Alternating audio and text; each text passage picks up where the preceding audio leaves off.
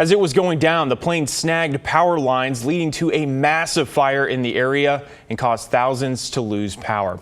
Let's bring in our Celine Stevens, who was out on scene trying to get a better picture of exactly what happened here. Celine, what'd you find out today? John, authorities really couldn't say much aside from that 3 people were confirmed dead by Gresham Fire Department and that small plane went down just before 10:30 this morning. Now, I was out there just a few hours ago and the scene was still very active as the small Fairview neighborhood tries to recover from this tragic accident. Next thing you know, this bush comes down and boom, explosion. All aircraft calling Charlottesville ground. This is going to be a minute. I've just got an airplane crash. Just before 10:30 Saturday morning, a small plane crashed into townhomes in Fairview, causing a 5-alarm fire to spread to multiple units and leaving debris scattered all over the area. Hotel, that aircraft went down about 2 miles southwest of the field. Attention all aircraft, just stand by. The crash site, only a few miles away from Troutdale Airport. Initial report says that there were 2 occupants on the airplane, and we're missing 1 residential occupant from the condo unit. As for other injuries, Gresham Fire Department also said 2 people were treated by medics on scene. Neighbors in the area left shocked and scared. Yo, plane just crashed. Almost hit my house too. It's crazy. I talked with one neighbor who lives just a few homes down from the impact site. It felt like a really big earthquake, to be honest. My heart was pounding, I was scared, just running back and forth. The Federal Aviation Administration also confirmed in a statement that 2 people were on board the plane and stated they and the National Transportation Safety Board are investigating the crash. November 421 Golf Bravo, can you land runway 7? Officials say it's unknown where the plane took off from or what caused the crash. That crash also caused around 9,000 customers to lose power. At some point during the crash, it hit a power pole or tower, causing it to fall over. And so the power lines fell into a field of some sort and started a brush fire. Service was restored around 3 in the afternoon, but as of Saturday night, PGE crews were still on site assessing damage, with most of the impact affecting the power lines. Some of those residents in the surrounding area were evacuated, with the damage leaving some displaced for now. It's a tragic day, it's not fun or safe for anybody right now. And some neighbors just barely escaped. The neighbors that his house got hit, he went to the store to come back, like a Costco run.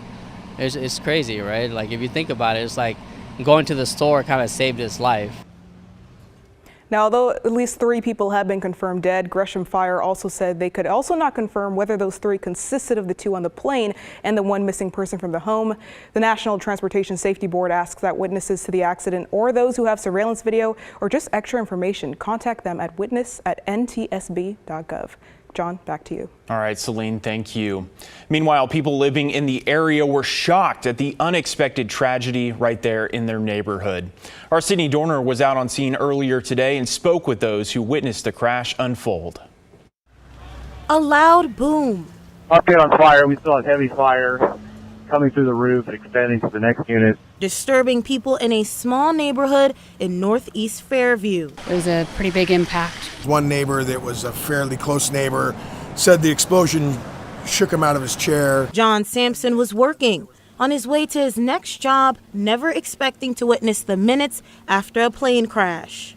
The wings that were sideways and went into the condominiums, hitting power lines on the way down. It was a pretty big power line, so they weren't sure if it was going down and hit the power lines or if the power lines caused the accident, but then it sheared one of the wings off, quickly starting a fire that spread through a row of homes. When we got there, it was 1.5, and it was about 4 probably by the time they got it slowed down, but they had about every engine, I think, in Portland there. When we arrived on scene, 2 people in the plane and 1 person in the home were still unaccounted for. Worrying neighbors like Andrea Cox, who lives right behind where the crash erupted. Very heart-wrenching that our neighbors, right now it's just wanting to make sure that all of our neighbors are made it out, all the animals are safe.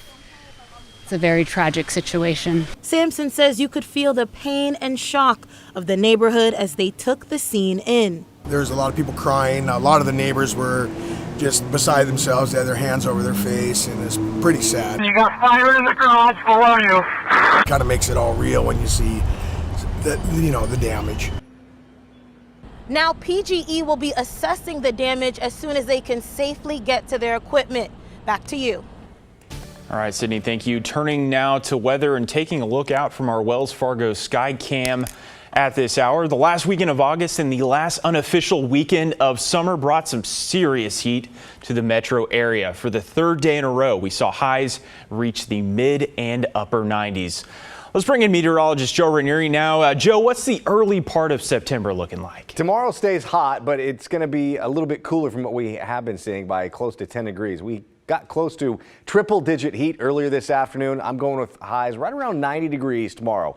Clear skies right now as we show you a live look from our Wells Fargo tower camera, and the winds are pretty light coming in from the northwest. So heat spills over into tomorrow, and it won't be as hot, but again, highs around 90 degrees. So our heat wave will potentially continue into tomorrow, which will mark the fourth day where we've seen temperatures 90 or above. But looking ahead into Labor Day, it's going to be much cooler as a system moves on shore, bringing in a slight chance to see some light sprinkles here and there. So tomorrow morning by 10 a.m., we'll be looking at temperatures up and down the I-5 corridor in the mid to the upper 60s. Again, we're going to be seeing temperatures closer to 90 degrees tomorrow. Right now, we're seeing a temperature of 74 degrees. Throughout parts of the metro area, we're looking at temperatures anywhere in the mid to the upper 70s. The watches and warnings aren't in the metro area. That orange color you see is a heat advisory throughout eastern Oregon. There's also a fire weather watch throughout kind of the southeast pocket of the state because of some thunderstorms that could develop by tomorrow and into Monday. I'll talk more about that in just a few minutes. All right, Joe, thank you. Earlier today, folks with the Blanchet House were handing out bottled water and some food ahead of today's heat wave. Executive Director Scott Kermer tells us they do everything they can to keep people they serve safe during these scorching temperatures, many of which he says are seniors and have chronic health conditions. They handed out sack lunches that included PB&J sandwiches, fruit, and other snacks. Today is also International Overdose Awareness Day. The Blanchet House co-hosted an event that had tent misters, ice cream, and other cooling tools to bring awareness.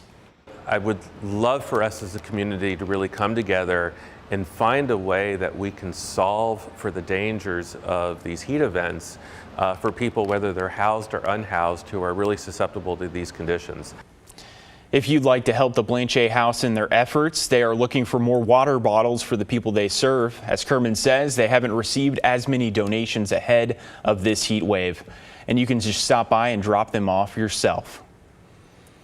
And due to the air conditions and excessive heat we're seeing, Multnomah County has issued a mandatory wood burning restriction. The burn ban went into effect today at noon and will last until things cool down a bit, which the county expects to happen later this weekend. Under the ban, recreational fires, agricultural burning, and backyard burning are not going to be allowed. The county also encourages residents to report anyone violating the ban at the number you see right there on your screen. This is the first warm season wood burning ban in Multnomah County in 2024. Tomorrow, possession of hard drugs once again become a crime in Oregon. Portland Police Chief Bob Day provided some clarity over how officers plan to enforce the new law. The chief says police will check to see if the person has outstanding warrants or has immediate medical needs. And if not, and they aren't committing another crime, they'll be offered the option of treatment over jail. Police say they'll wait up to 30 minutes for an addiction specialist to arrive. After that, they're going to be headed to jail. But what happens if a person is caught multiple times? But somewhere in here, common sense has to prevail, right? If it's, every 2, 3, 4 days, we're contacting the same person over the course of a 30-day period, then, my direction is going to be that we need to take that person to jail. Due to staffing, deflection, as it's called, will only be offered as an option on weekdays from 8 a.m. to 8 p.m. That's in part because the county's deflection center won't open until at least mid-October. The chief says he plans to reassess how officers respond as soon as early next week.